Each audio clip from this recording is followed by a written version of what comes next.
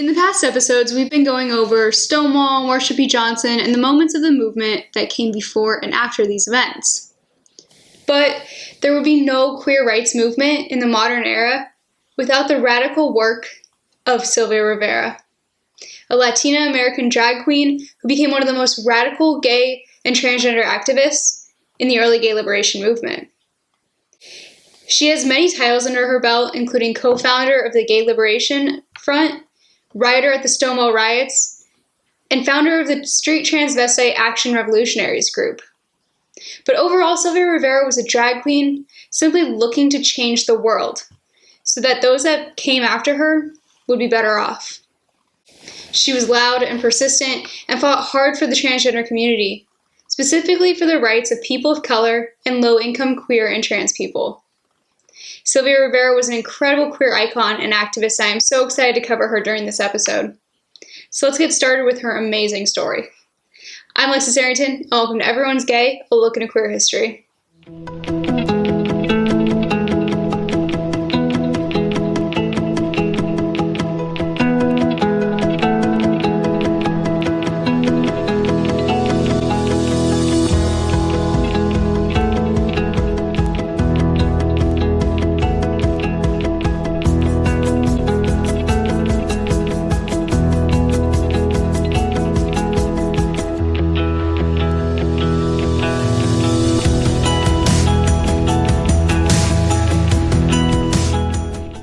Sylvia Rivera was born on July 2nd, 1951, in the Bronx, but she had a pretty troubling childhood. Hailing from Puerto Rican and Venezuelan descent, Rivera was abandoned by her father shortly after birth, and orphaned as a toddler when her mother committed suicide. Her grandmother took her in, but this was not the end of family troubles for Rivera, as she was rejected and beaten for her effeminate behavior. She ran away from home at age 11, and became a child prostitute working in the Times Square area. While living on the streets, Rivera met a group of drag queens who welcomed her into their fold, and it was with their support that she became Sylvia and began identifying as a drag queen. Later in life, she would consider herself transgender, although she disliked labels. Her new life on the street, while she was able to find an accepting community, was still a very difficult life, as Rivera and her peers were regularly beaten by cops, Johns, or even each other. Rivera would eventually serve 90 days on Rikers Island, sent to a cell block kept for perpetrators of gay crimes. While defiant of labels, her activist work created many in the community because of her own diverse and complex background. She was poor, trans, a drag queen, a person of color, a former sex worker, and someone who also experienced drug addiction, incarceration, and homelessness. For all these reasons, Rivera fought for not only gay and trans rights, but also racial, economic, and criminal justice issues. With the surge of the civil rights movement and the women's rights movement, and the Vietnam War protests of the 1960s, Rivera's activism began to take shape. In 1969, at age 17, she took part in the famous Stonewall Riots by allegedly throwing the second Molotov cocktail. To learn more about the events that took place at Stonewall, check out the video from last week that talks about how Black and brown, trans and queer women played a crucial role in Stonewall. To further push the momentum of Stonewall, Sylvia and others co-founded the Gay Liberation Front. One of the Gay Liberation Front's first acts was to organize a march to continue the momentum of Stonewall and demand an end to the persecution of homosexuals. The Gay Liberation Front had a broad political platform denouncing racism and declaring support for various third world countries and struggles, and also the Black Panther Party. They took an anti-capitalist stance and attacked the nuclear family and traditional gender roles. But being involved with the Gay Liberation Front, along with the Gay Activist Alliance, another organization during this time, was another difficult challenge that Rivera had to overcome, as she attempted to challenge the way that the predominantly white and gay lesbian community approached activism, as they were only approaching it from a stance of white middle class. Rivera wanted their activism to be more progressive, to include their fight for the rights of transgender people, including people of color, the homeless, and the incarcerated. But most activist organizations didn't like the way she pushed. For example, she was banned from the New York Gay and Lesbian Community Center after she destroyed a desk in the lobby, enraged because she felt like the center did not address the needs of the transgender homeless youth who slept in front of the building. She soon stopped working for the Gay Liberation Front and many other organizations in the gay rights movement after 3 or 4 years, because the organizations began to both publicly denounce her and ignore her. Along with the establishment of the Gay Liberation Front, Rivera teamed up with her friend, Marsha P. Johnson, to co-found STAR, or Street Transvestite Action Revolutionaries, a group that helped support and empower gay, trans, and gender-fluid youth in 1970. STAR was a radical political collective that provided housing and support to homeless queer youth and sex workers in Lower Manhattan. STAR developed intersectional politics and supported some of the most vulnerable members of the community. Rivera and Johnson were the mothers of the household and funded the organization largely through sex work. STAR is considered by many to be the most groundbreaking organization in the queer liberation movement, and a model for many other organizations that would follow. In early July 1992, shortly after the New York City Pride March, Marsha P. Johnson's body was found floating in the Hudson River. Police promptly ruled Johnson's death a suicide, despite the presence of the head wound.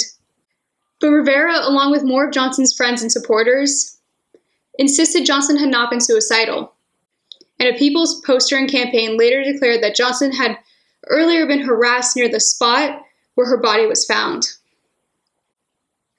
In May of 1995, Sylvia Rivera attempted to commit suicide by walking into the Hudson River. Luckily, she survived and renewed her political activity for the last 5 years of her life. She gave many speeches about the Stonewall Uprising and the necessity for transgender people, drag queens, and Butch Dykes to fight for their legacy at the forefront of the LGBTQ+ movement. At many different times in her life, Rivera battled substance abuse and lived on the streets, largely in the gay homeless community at the Christopher Street docks. Her experiences made her more focused on advocacy for those who, in her view, mainstream society and the assimilationist sectors of the lesbian, gay, bisexual, and transgender community were leaving behind. For these reasons, Rivera projected her voice to give her community power. She fought for herself, but most importantly for the rights of people of color and low-income LGBTQ people. As someone who suffered from systematic poverty and racism, Rivera used her voice for unity, sharing her stories, pain, and struggles to show her community that they're not alone. They have people behind them. She amplified the voices of the most vulnerable members of the gay community, drag queens, homeless youth, gay inmates in prisons and jails, and transgender people.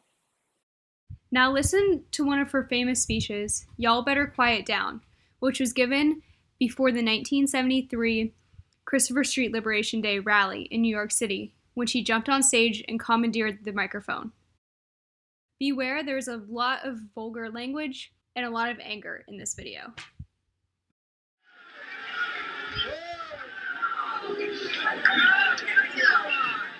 Y'all better quiet down.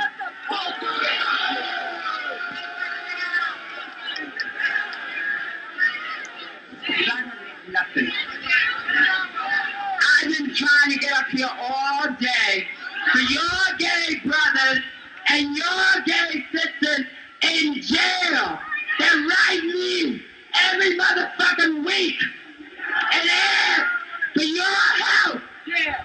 And you all don't do a goddamn thing for them. Have you ever been beaten up and raped in jail? Now think about it. They've been beaten up and raped after they haven't spent much of their money in jail to get their cell phones and tried to get their sex change. The women have tried to fight for their sex changes or to become women of the women's liberation. And they write STAR, not the women's group. They do not write women. They do not write men. They write STAR because we're trying to do something for them. I have been to jail. I have been raped and beaten many times by men men, heterosexual men, that do not belong in the homosexual shelter. But did you do anything for them? No. You all tell me to go and hide my tail between my legs. I will not no longer put up with this shit. I have been beaten. I have had my nose broken. I have been thrown in jail. I have lost my job. I have lost my apartment for gay liberation. And you all treat me this way? What the fuck's wrong with you all? Think about that. I do not believe in a revolution, but you all do. I believe in the gay power. I believe in us getting our rights, or else I would not be out there fighting for our rights. That's all I wanted to say to your people. If you all want to know about the people that are in jail, and do not forget Bambi Lamore and Dora Marks, Kenny Messner, and other gay people that are in jail, come and see the people at Storehouse on 12th Street, on 640 East 12th Street, between D and C, apartment 14. The people that are trying to do something for all of us, and not men and women that belong to a white middle class, white club. And that's what you all belong to. Revolution now! Rivera died in 2002 from liver cancer, but she left a strong legacy behind her.